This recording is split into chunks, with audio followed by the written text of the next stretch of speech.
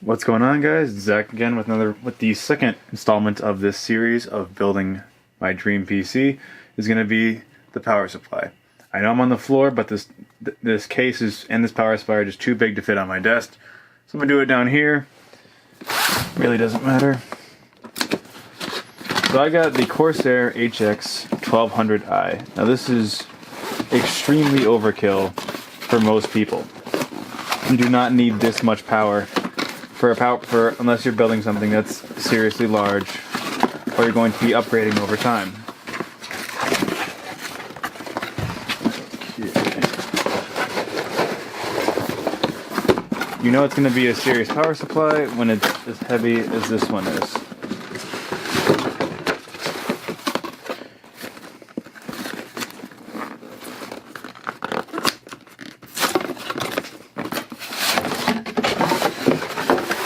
Now the reason I went this big with the power supply is just because of one, upgradability. I am going to add in eventually more components that will draw more power. Not this much still, but I also wanted quietness since it's in my room where I will be sleeping. And unless you're under a higher load, up to 480 watts, the fan won't even turn on because it just does not need to turn on. Comes with zip ties, screws. Nice case with all the cables in it. I'm not going to be installing any of these cables until I have the components that need these cables. I'll have plenty of slots on this power supply because it is modular and it is a bit overkill with how much it comes with unless you're building a serious rig.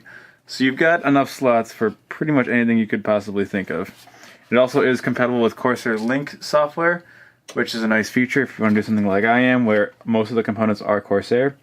So you could just use one software to run everything.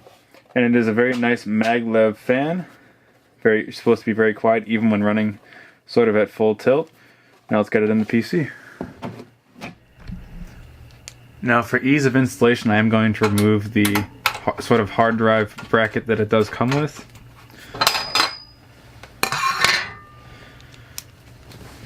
This case is a bit unique where you could have a dual power supply system. You could obviously have the main one here. This drive bay also will come out and you can put a second one in there. I really don't know where it'd be necessary unless you're doing some really serious overclocking. Because 1200 watts, if you go onto one of those PC making websites, will show that it is enough for a serious system.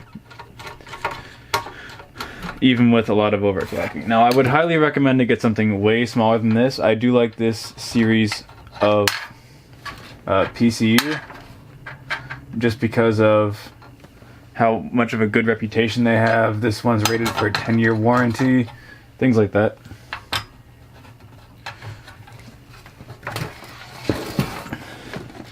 Alright, so I can still get at all of the plugs from this side. I just don't need to at the current point in time with the configuration I have. It does have to, you have to check which way the fan is and which way the vents are in your case. On my case, there's no vents on the underside of here, but there are vents on the side panel that goes over this right over here, because you do need to make sure you've got proper airflow for that exhaust, or else the fan is going to have to work much harder and the power supply is going to run much hotter. And with a good power supply, it should be able to last you for well more than the life of your computer's usefulness. It's something you really don't want to cheap out on because it does make a big difference. It is what powers your whole computer.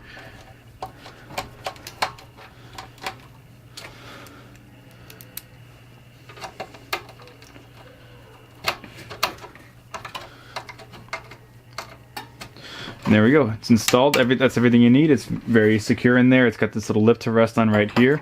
It does barely clear the edge over here, but this is an extremely large power supply compared to most. That's it. Thanks for watching. Tune in for the next video where we'll be installing the motherboard.